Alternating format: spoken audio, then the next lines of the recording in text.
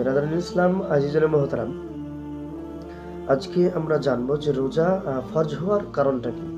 রোজা ফরজ কেন হলো, আল্লাহ পাক কেন করলেন?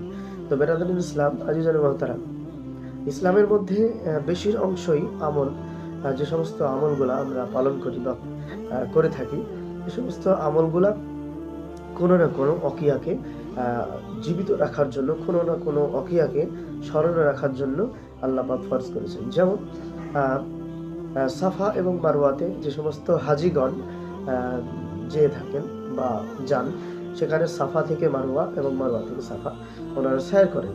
কেন? যে এই কারণে যে হজরতে হাজেরা